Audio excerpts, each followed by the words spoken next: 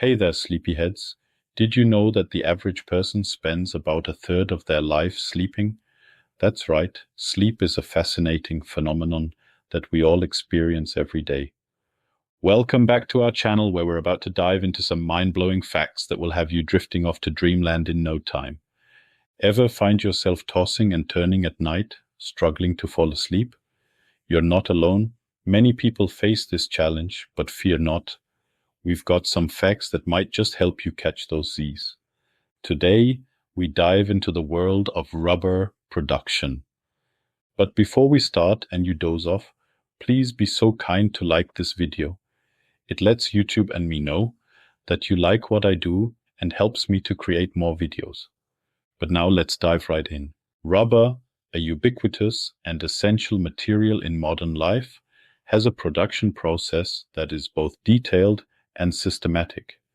This essay delves into the fabrication of rubber, offering a thorough account of its transformation from raw material to finished product.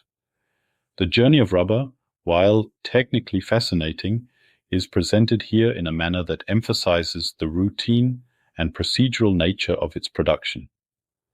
The process of producing natural rubber begins with its primary source, the Hevea brasiliensis tree, commonly referred to as the rubber tree.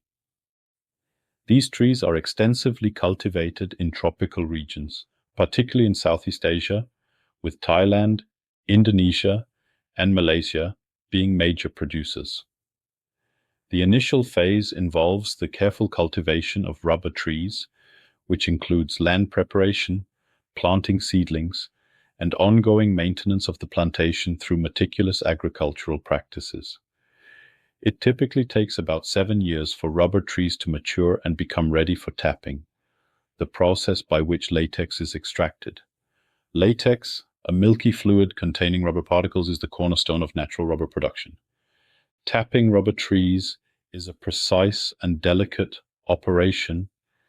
It involves making a series of diagonal cuts on the tree's bark with a special knife.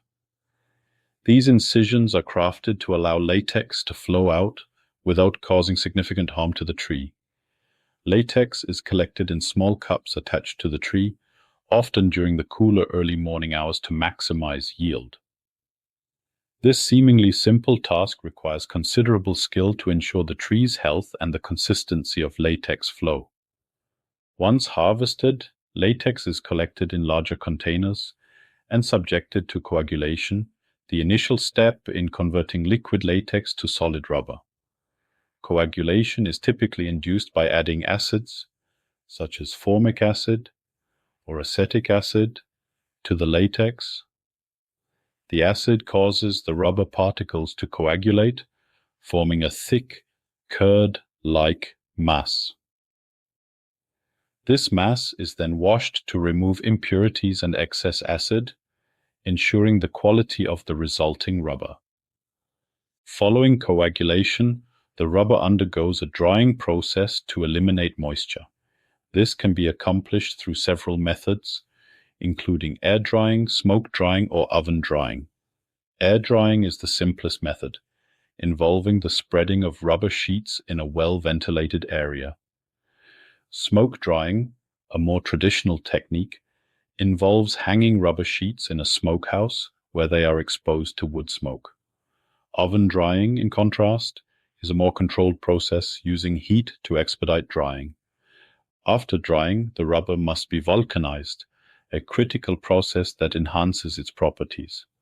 Vulcanization involves heating the rubber with sulfur and other chemicals, which improves its elasticity, strength, and resistance to temperature variations. This step is essential for transforming raw rubber into a material suitable for a wide range of applications. While natural rubber remains significant, synthetic rubber has become increasingly important due to its versatility and consistent quality.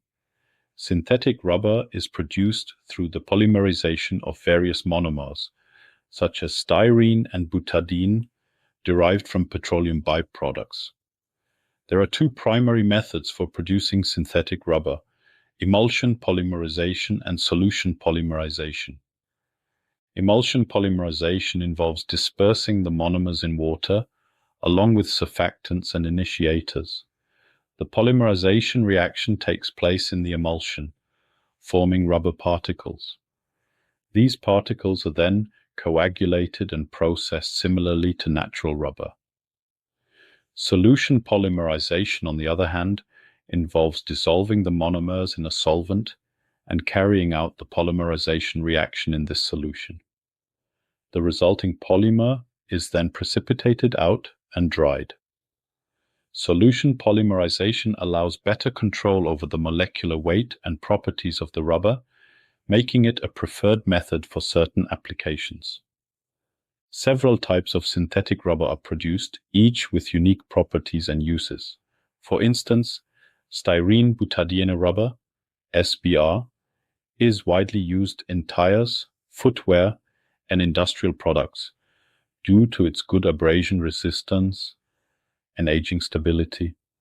Polybutadiene rubber, BR, is known for its high resilience and excellent low temperature properties, making it a common choice in tire manufacturing. Nitrile rubber, NBR, is valued for its resistance to oil and chemicals, making it suitable for applications such as fuel hoses, gaskets, and seals. Ethylene propylene diene monomer, EPDM, boasts excellent weather and ozone resistance, making it ideal for outdoor applications like roofing membranes and automotive weather stripping. The fabrication of rubber products involves several steps, each requiring specific machinery and techniques. The process typically begins with mixing, where the raw rubber is combined with various additives such as fillers, plasticizers, and curing agents. This mixing is carried out in large machines designed for this purpose, such as internal mixers or open mills. Internal mixers, like the Banbury mixer, feature a chamber with rotating blades that thoroughly mix the rubber and additives. The temperature and mixing time are carefully controlled to ensure a homogeneous mixture. Open mills, on the other hand, consist of two large counter-rotating rolls that mix the rubber by repeatedly passing it through the gap between the rolls. The operator adjusts the gap and roll speed to achieve the desired mixing quality. Once the rubber compound is mixed, it is shaped into the desired form through various methods, including extrusion, molding, and calendering. Extrusion involves forcing the rubber compound through a die to create continuous shapes such as tubes, profiles, or sheets. The extruded rubber is then cooled and cut to the desired length. Molding, another common shaping method, involves placing the rubber compound into a mold cavity and applying heat and pressure to shape it. There are several types of molding, including compression molding, transfer molding, and injection molding. Compression molding involves placing the rubber compound directly into the mold cavity, closing the mold, and heating it to cure the rubber. Transfer molding, on the other hand, involves preheating the rubber compound and then transferring it into the mold cavity through a small opening. This method allows for more complex shapes and better control over the molding process. Injection molding is similar to transfer molding, but utilizes a more automated process.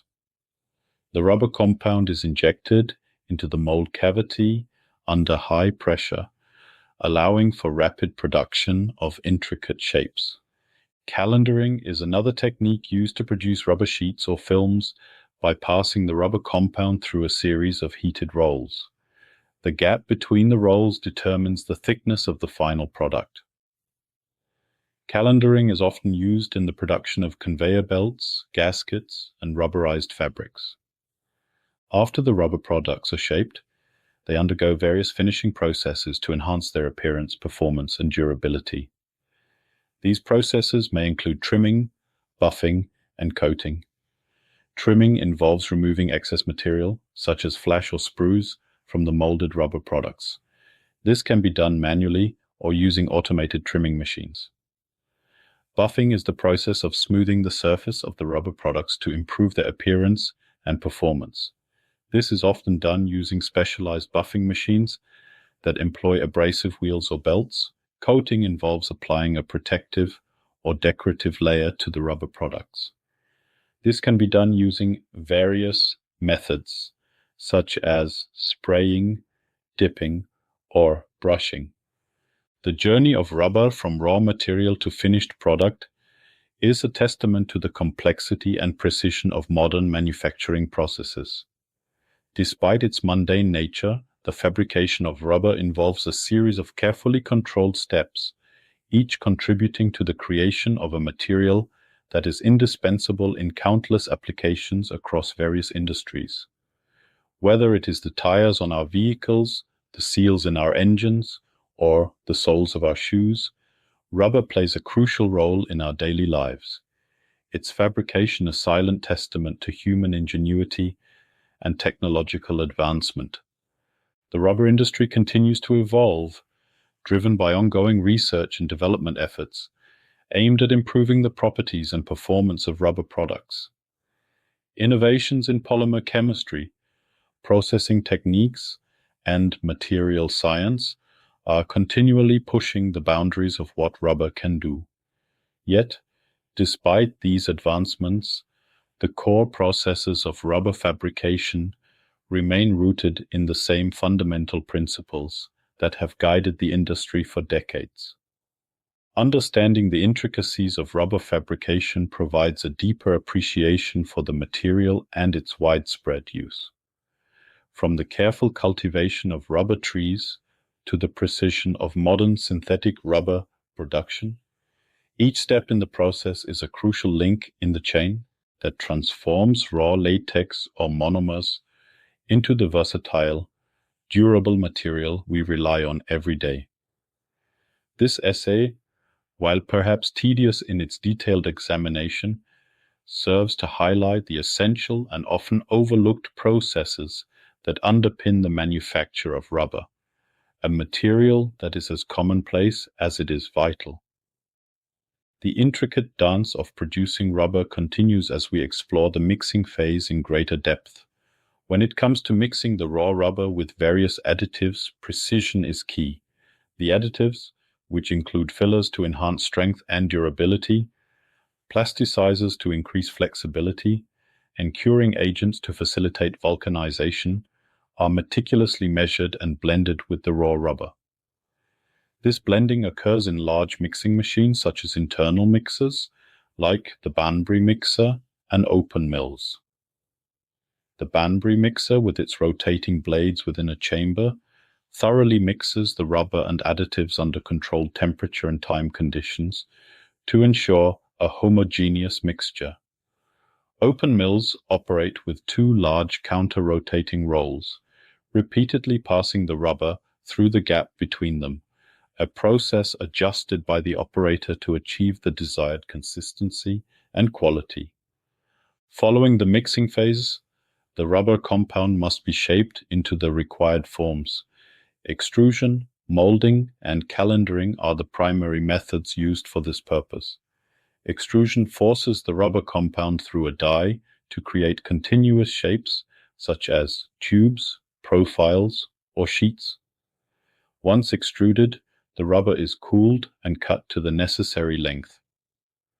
Molding involves placing the rubber compound into a mold cavity and applying heat and pressure to shape it.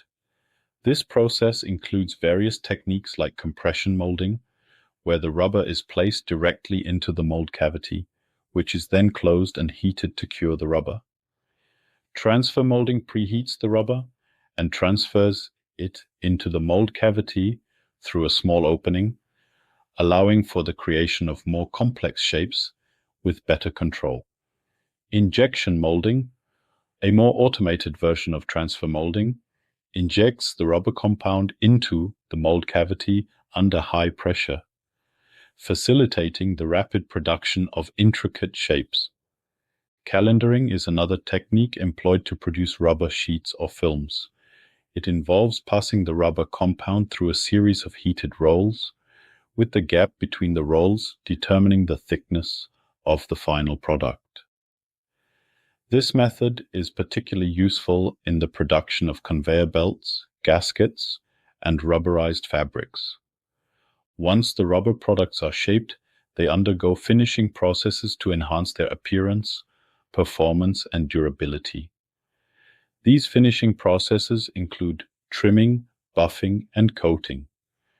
Trimming involves the removal of excess material, such as flash or sprues, from the molded rubber products, which can be done manually or with automated trimming machines. Buffing smooths the surface of the rubber products, improving their appearance and performance, often utilizing specialized buffing machines with abrasive wheels or belts. Coating involves applying a protective or decorative layer to the rubber products, achieved through methods such as spraying, dipping, or brushing. The entire process, from raw material to finished product, highlights the meticulous and controlled steps involved in rubber fabrication. Despite its seemingly mundane nature, each phase is crucial in creating a material that is indispensable in numerous applications across various industries. Whether it is in the tires on our vehicles, the seals in our engines, or the soles of our shoes, rubber's role in our daily lives is significant, with its fabrication representing a silent testament to human ingenuity and technological advancement. The rubber industry continues to evolve, driven by ongoing research and development aimed at improving the properties and performance of rubber products. Innovations in polymer chemistry, processing techniques, and material science are continuously expanding the capabilities of rubber. Despite these advancements, the core processes of rubber fabrication remain anchored in the same fundamental principles that have guided the industry for decades. Understanding the intricacies of rubber fabrication offers a deeper appreciation for the material and its widespread use. From the careful cultivation of rubber trees to the precision of modern synthetic rubber production, each step in the process is a critical link in the chain that transforms raw latex or monomers into the versatile, durable material we depend on daily. This essay, though perhaps tedious in its detailed examination, underscores the essential and often overlooked processes that underpin the manufacture of rubber, a material as ubiquitous as it is vital.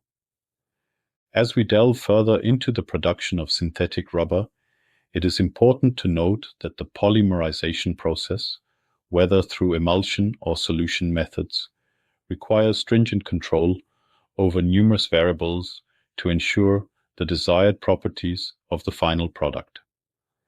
Emulsion polymerization disperses monomers in water with surfactants and initiators, forming rubber particles through the polymerization reaction. These particles are then coagulated and processed in a manner similar to natural rubber. Solution polymerization, which dissolves monomers in a solvent and carries out the polymerization reaction in this solution, results in a polymer that is precipitated out and dried. This method allows for better control over molecular weight and properties, making it a preferred approach for specific applications. Several types of synthetic rubber are produced, each with distinct properties and applications. Styrene butadiene rubber, SBR, is extensively used in tires, footwear, and industrial products due to its abrasion resistance and aging stability. Polybutadiene rubber, BR, is known for its high resilience and excellent low temperature properties, commonly used in tire manufacturing. Nitrile rubber, NBR, is valued for its resistance to oil and chemicals, making it suitable for applications like fuel hoses, gaskets, and seals. Ethylene propylene DNA, monomer EEPDM, boasts excellent weather and ozone resistance, ideal for outdoor applications like roofing membranes and automotive weather stripping. In addition to understanding the properties of different types of synthetic rubber, it is essential to recognize the significance of the mixing phase. The blending of raw rubber with various additives including fillers, plasticizers, and curing agents, is a critical step that requires precision. This process, conducted in internal mixers or open mills, ensures a homogeneous mixture essential for the subsequent shaping and finishing stages. The shaping of rubber products, whether through extrusion, molding, or calendering, is another vital phase that determines the final form and dimensions of the product. Each shaping technique, from the continuous production of tubes and profiles in extrusion to the intricate molds used in compression, transfer, and injection molding, is designed to meet specific requirements and applications. Calendering, with its series of heated rolls, produces sheets or films with precise thickness, suitable for various industrial uses. Finishing processes, including trimming, buffing, and coating, further refine the rubber products, enhancing their performance and appearance. These processes, whether manual or automated, play a crucial role in preparing the rubber for its final application, ensuring that it meets the necessary standards and specifications. The detailed examination of rubber fabrication underscores the complexity and precision involved in transforming raw materials into a versatile and durable product. Despite the seemingly mundane nature of this process, each step is integral to creating a material that is essential in countless applications across diverse industries. From the cultivation of rubber trees to the sophisticated production of synthetic rubber, the journey of rubber highlights the remarkable blend of tradition and innovation in its fabrication. This essay, while monotonous in its detailed account, aims to shed light on the often overlooked processes that make rubber an indispensable part of our daily lives.